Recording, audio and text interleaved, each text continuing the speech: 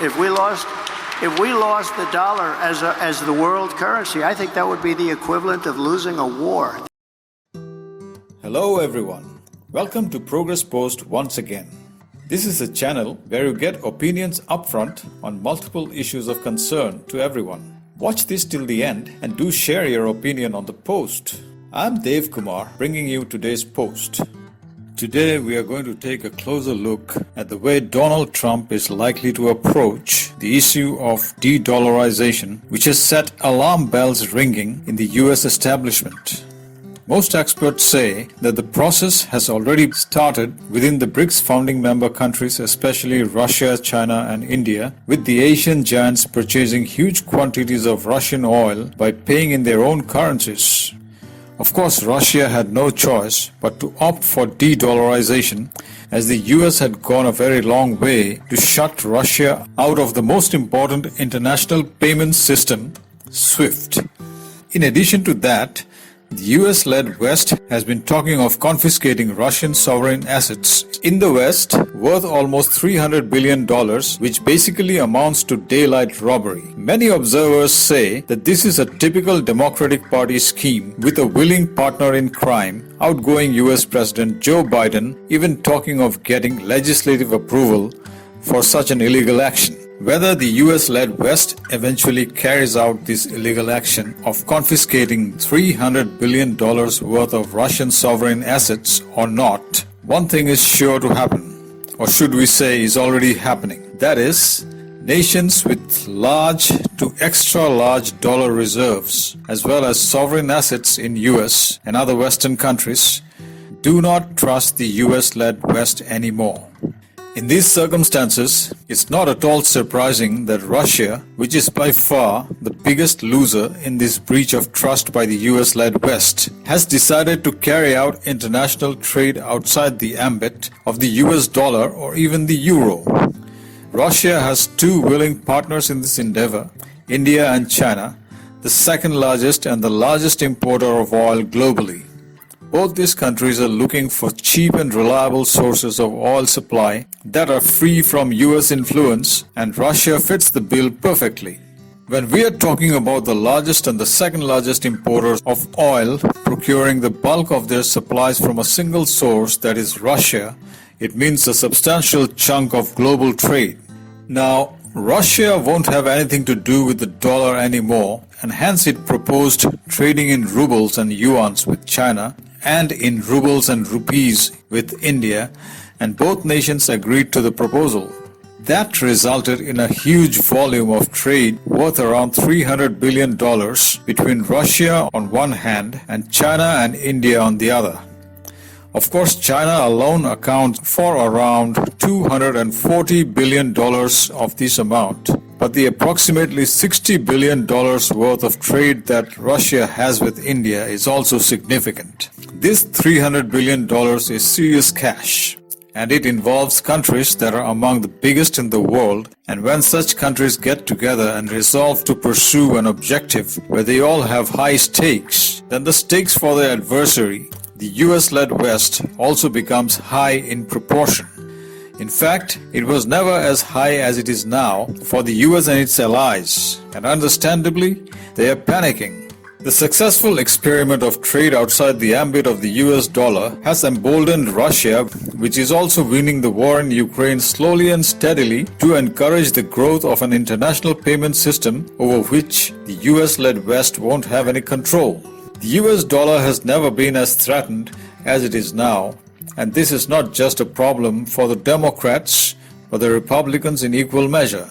There have been attempts earlier to move away from the vice-like grip of the US dollar by smaller countries like Iraq and Libya, and we all know what happened to both these countries, especially their charismatic albeit authoritarian leaders, Saddam Hussein and Muammar Gaddafi, respectively.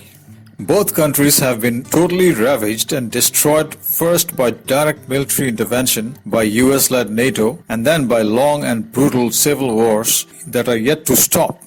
The unwarranted war against Iraq was waged by George W. Bush, a Republican president, on the false pretext of weapons of mass destruction, or WMDs, in the hands of the Iraqi dictator Hussein.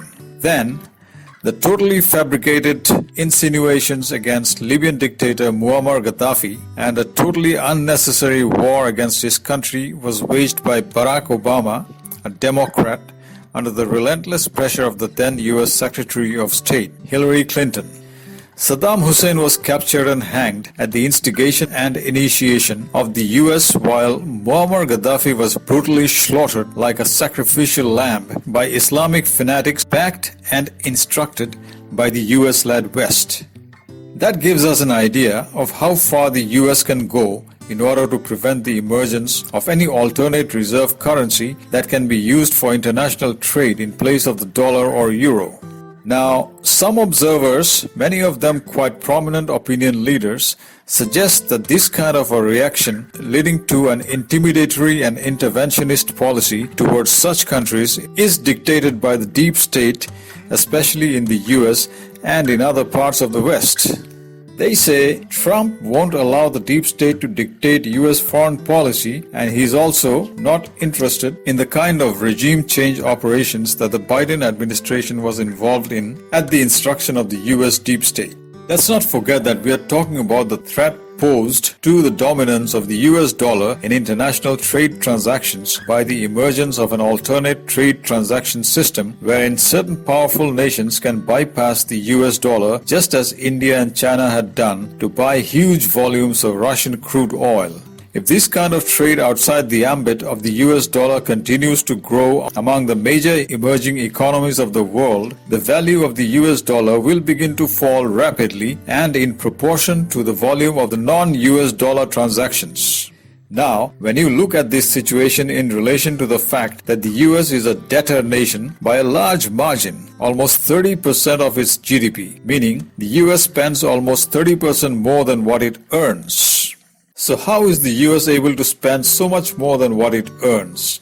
Right then, this is where the value of the US dollar comes into the picture. Much of the value of the US dollar comes from its status as the global reserve currency, meaning most countries around the world considers it to be the most valuable currency that can be traded anywhere in the world.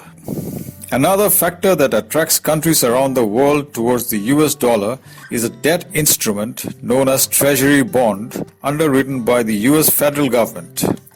The US government issues billions of dollars worth of such bonds that cash-rich countries like China, Japan, South Korea and Taiwan, among others, purchase in hundreds of billions.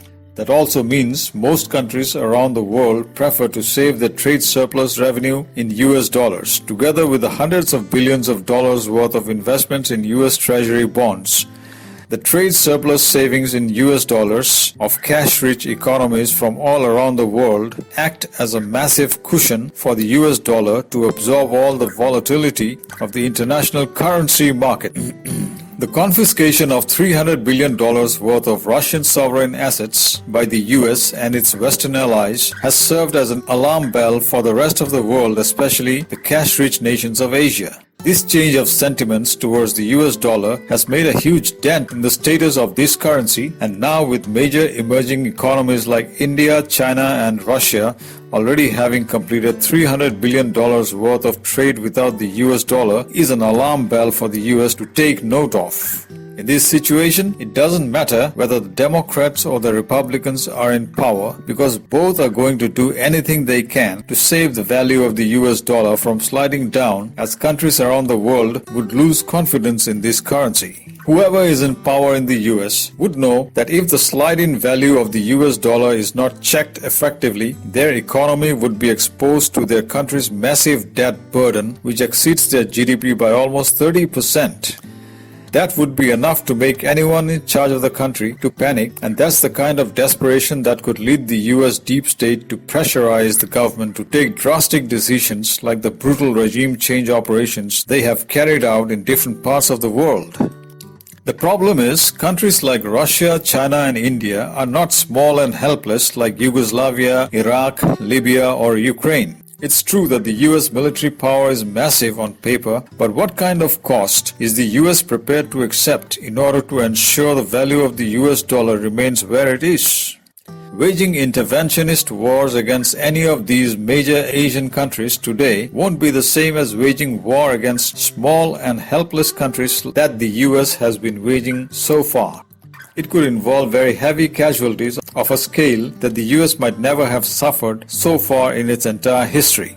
That kind of rationalization will be difficult for the US to avoid, and once it happens, that itself will pour cold water over all the schemes and machinations of the US deep state, which is a cartel of elites who couldn't care less about what happens to the masses, not just anywhere else in the world, but even in the US. The outgoing president, Biden, will leave office knowing that he failed miserably in Ukraine, and he couldn't muster the guts to admit Ukraine into NATO either, as it was a red line set by Russia. How Trump handles the Ukraine war would be interesting, especially the sinister escalations that Biden has triggered in Ukraine just a month before leaving office. It would be very difficult for Trump to simply ignore the escalation, especially the angry Russian reaction to which he eventually responded. Even otherwise, we must not forget that Trump is a part of the US establishment despite his differences with the molds of the deep state in the current administration. Some parts of the deep state are behind Trump, and among the few things that he and Biden would readily agree on is that any dilution of the status of the US dollar is unacceptable.